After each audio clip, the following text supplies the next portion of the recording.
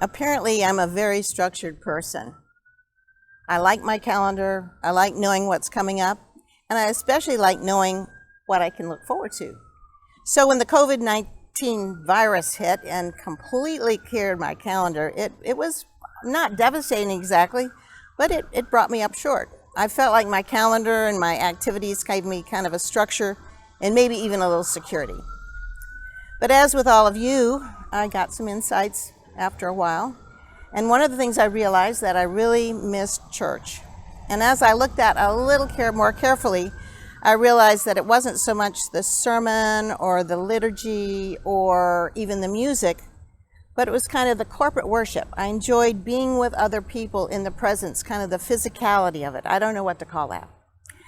The other thing I missed was going to my twice weekly actually swims at the Y, because not only was that an anchor for that day, it provided me, was good for my health, my mental health, and my physical health, and it also gave me a chance to see people I didn't otherwise know. The other thing I realized is that much of my noonday time was taken up with lunches with friends and money too, so that was a big change. To address the church problem, I decided to go down to Barnett Park and worship with First Baptist.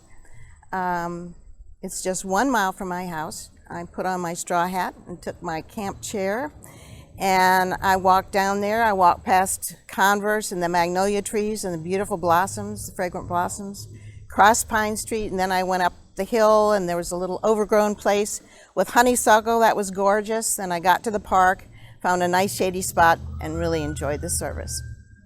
I went a second time too, but it wasn't as wonderful. Another time on a Sunday morning, I was trying to get my day started and make Sunday a little different than every other day. So I did what I call my creation appreciation walk. And along the way, I ran into Elsie Wright, a friend. She said, "Do you want to come to church?" And I said, "I sure do." So we walked to Trinity, to the lawn outside the church, and there was an outside service. And that was so nice. We got to sing a song. We heard a sermon that was short for the occasion. And it was very social. I saw some of my neighbors. That was lovely. And I did that a second time too. But I think what has been most rewarding for me has been what I call morning prayer in the backyard or morning prayer at the curb. My house is not accessible, so when Jean came over, we met with Barbara Dorsey across the street, who is the widow of Roy Cole, whom some of you remember, and we had morning prayer. It was early in the morning, it was bright, fresh, and it was good. And another time we got together in the backyard, which I have a little accessible ramp there, and that was good. And just this morning, 7 of us met for morning prayer. Jean led it, and it was, as we all said, a fabulous way to begin the morning and begin the week. So that has been the thing that I've loved most about anything connected with church. Back to structure. I have a book here. It's called The Divine Hours. And when I need structure with my prayer life or when things are bothering me, I turn to this. It's set up for every week, every day of the week, and every day of the week has 7 different times we can pray.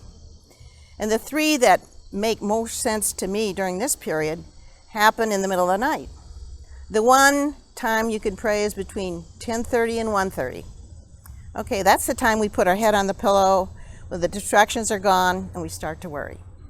The second is the office of the night watch. That's from 10:30 to 1:30.